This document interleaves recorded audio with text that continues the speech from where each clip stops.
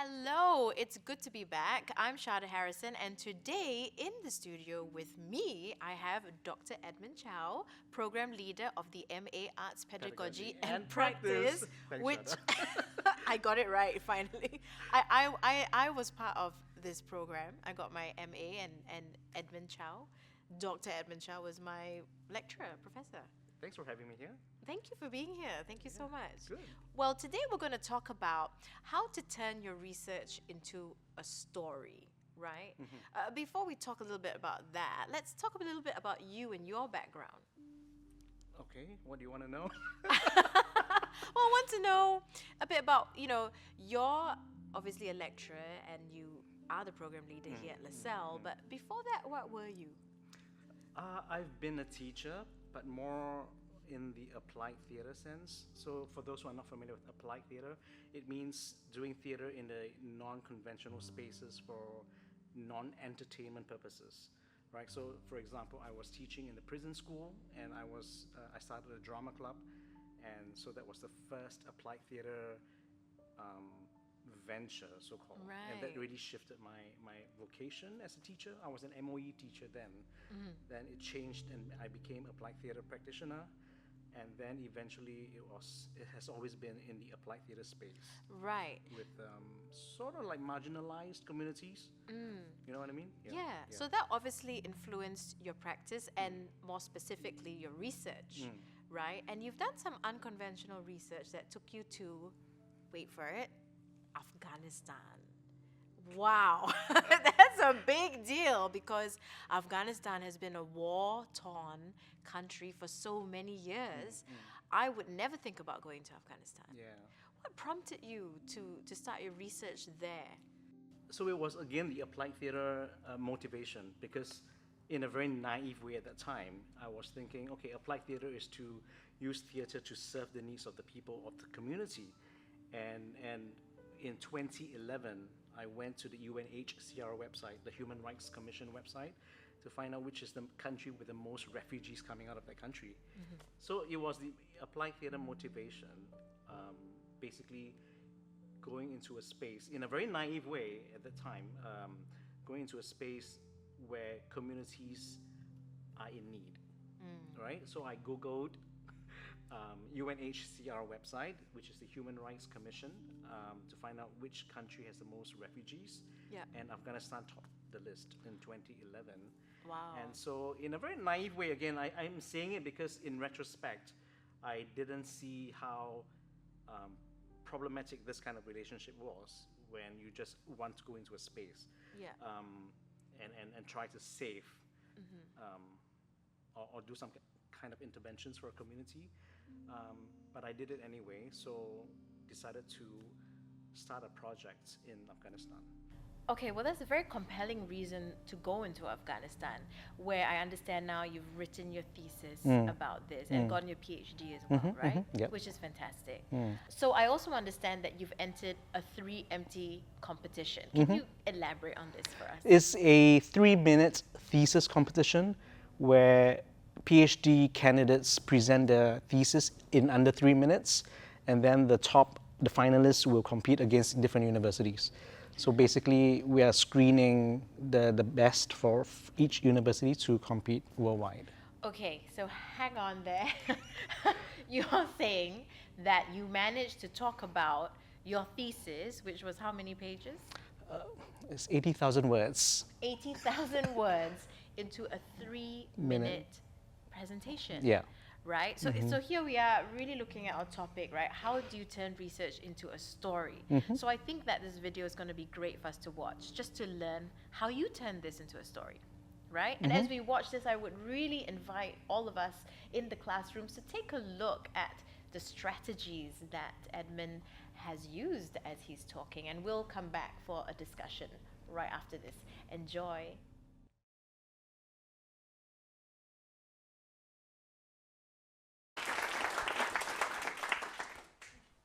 Come with me to May 2012 to the Cultural Olympiad, where you would have seen throngs of people gathered at the London Globe Theatre. Now raise your hands if you've seen a concert or performance where they received a standing ovation. Now, just to recreate that experience, I want you just to give a standing ovation to this performance that I'm about to describe.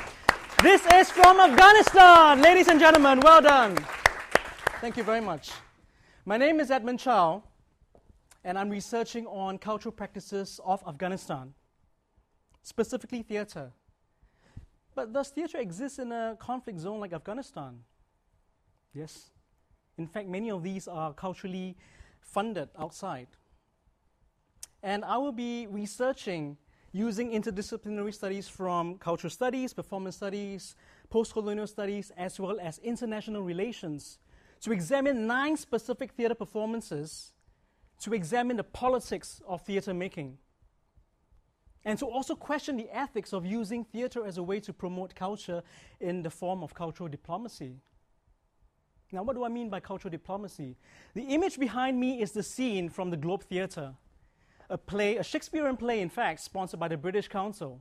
A man hugging a woman who is not his wife, and a gesture that is not appropriate in conservative Afghanistan.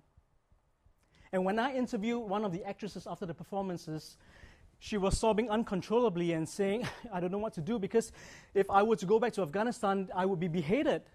I told British Council and they said, we've already paid you the money. Deal with it yourself.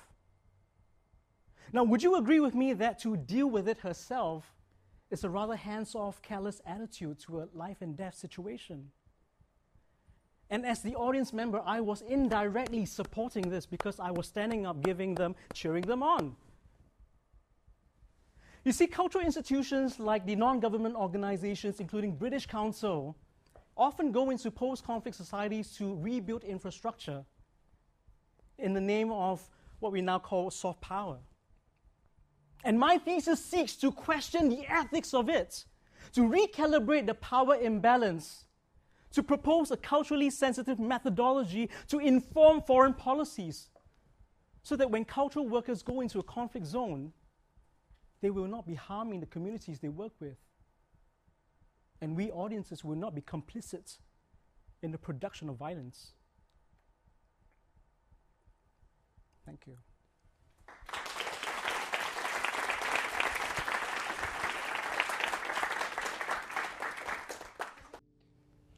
All right, and we're back.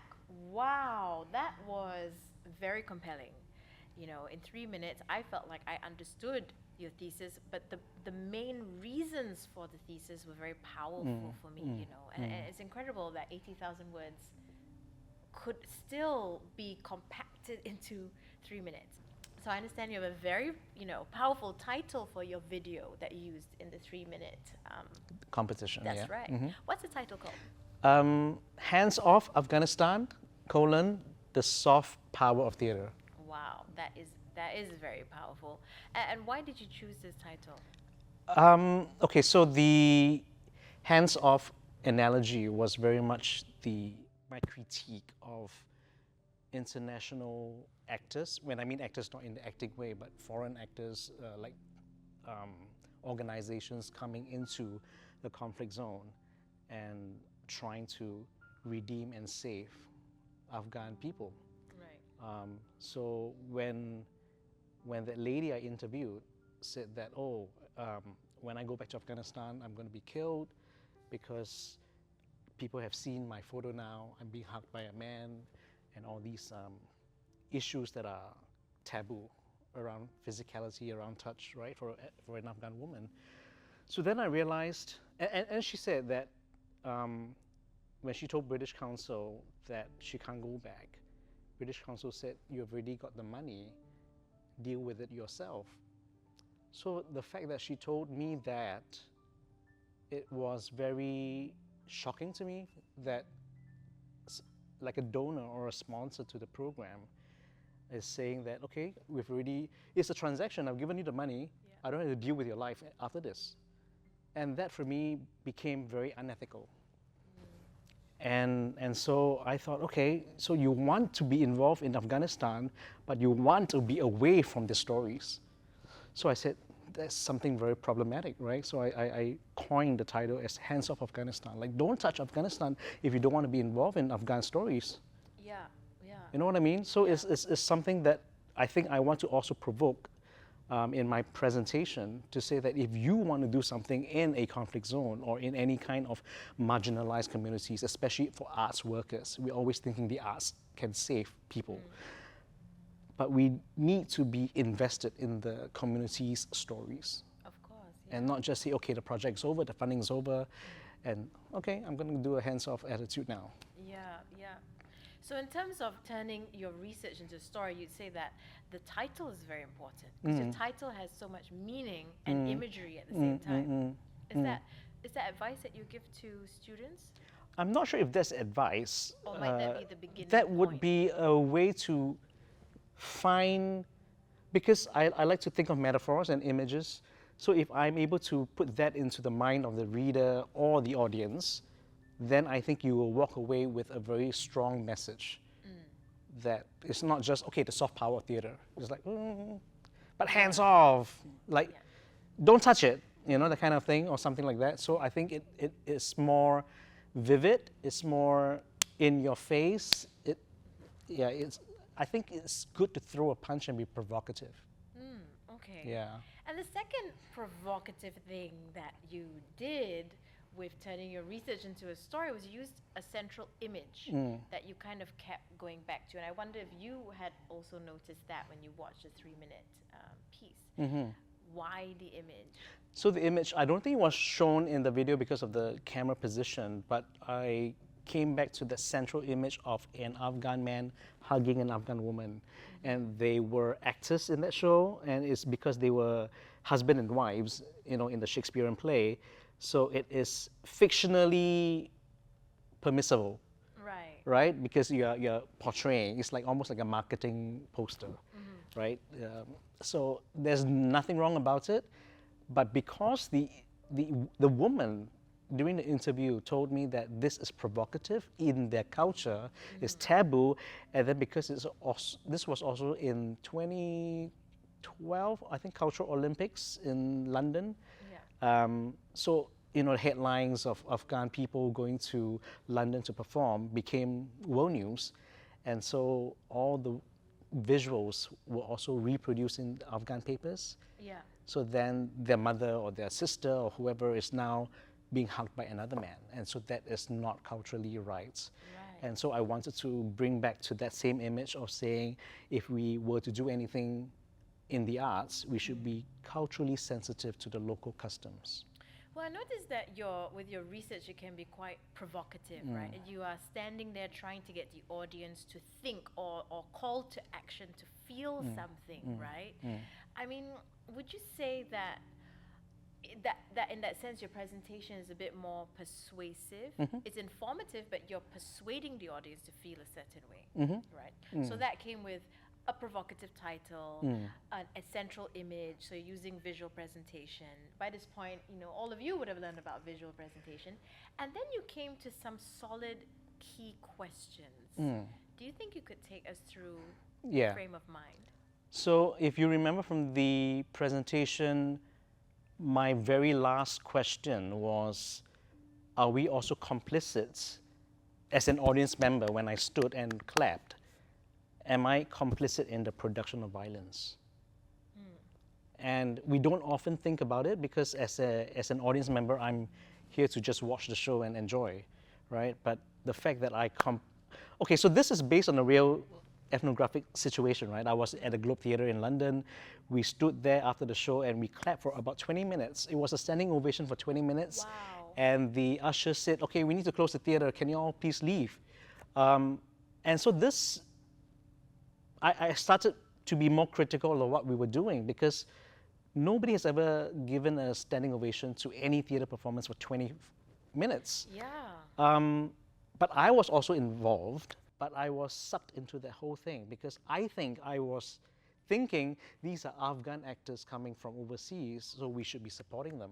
Right, understand, Right? So it's almost like an empathetic relationship, like I'm here to support you, and so whatever the quality is, I will still applaud your work, right?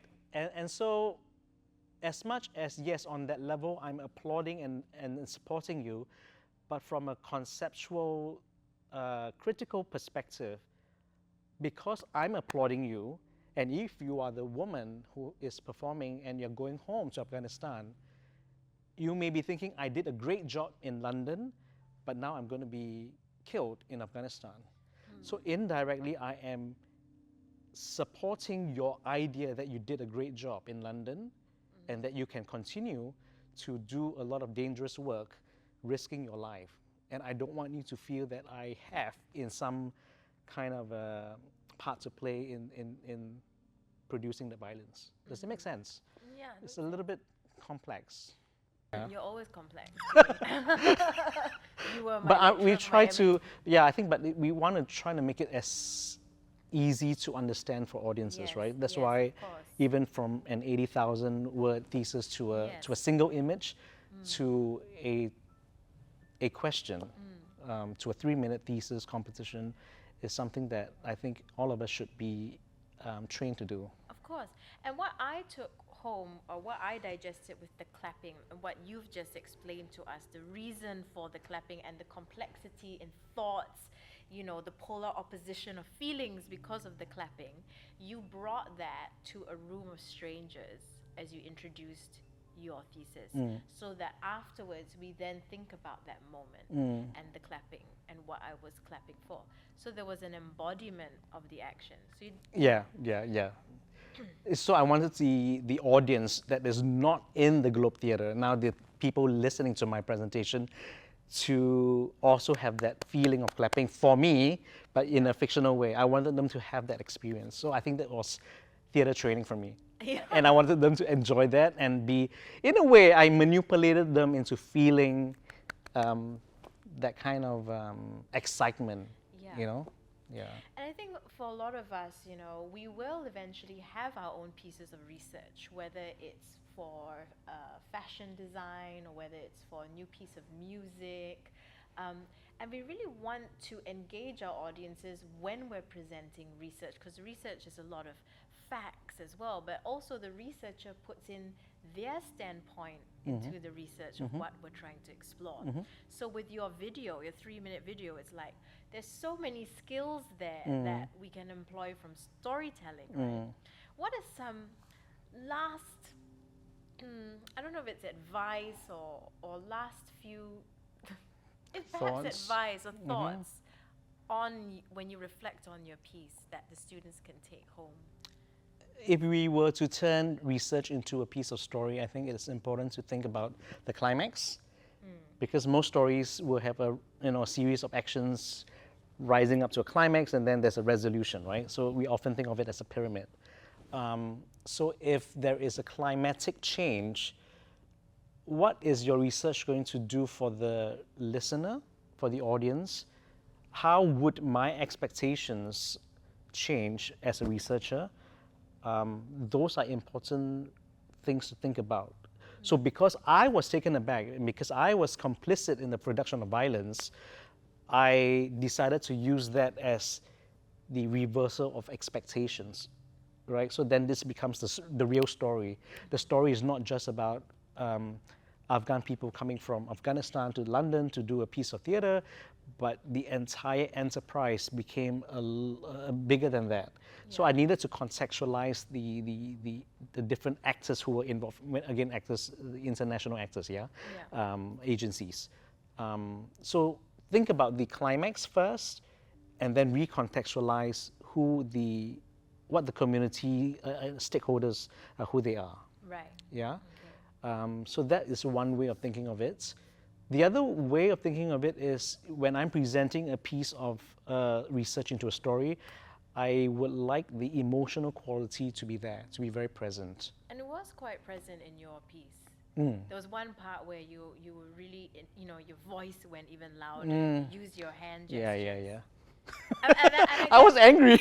Yeah. Right, because hands off, like, don't do this. But I think that's because you had a relationship to your research. It wasn't like, presentation 101, I must be angry and therefore, it's not contrived, it felt real. Isn't that important? It is important, and I think it's, as a researcher or anyone who is doing any kind of work with the community, I think you need to feel. Yeah. And be open to a range of feelings, And to a large extent, that feeling of anger is also a bit of guilt in there. Like, I'm also one of those cultural outsiders going into Afghanistan. And I need to be wary of my position. Like, okay, am I now going to come out of this and say, oh, I've got a PhD in Afghanistan, and then that stops there. Yeah. Right? And I don't want to stop there. And I'm still doing work in Afghanistan in that sense, yeah. Wow, fantastic. It's been so great to talk to you about really, I don't think it's reducing 80,000 words to 3 minutes, but really looking for the most important parts and also the parts that you relate to the most. Like, what's the central topic you really want to get across to these group of people and put it into a 3-minute presentation. And I thought it was a great example to look at how we can turn research into not just a story, but a compelling story. And thank you so much. Thank you, Sharda. Thank you very much. Thank you. Well, I hope that you gained a lot of insight from this conversation. I know this style is not like a guided tutorial, but it's really a conversation that we hope inspires you and inspires you to now turn your own pieces of research today into your own very short 3-minute presentation. Bye. Bye.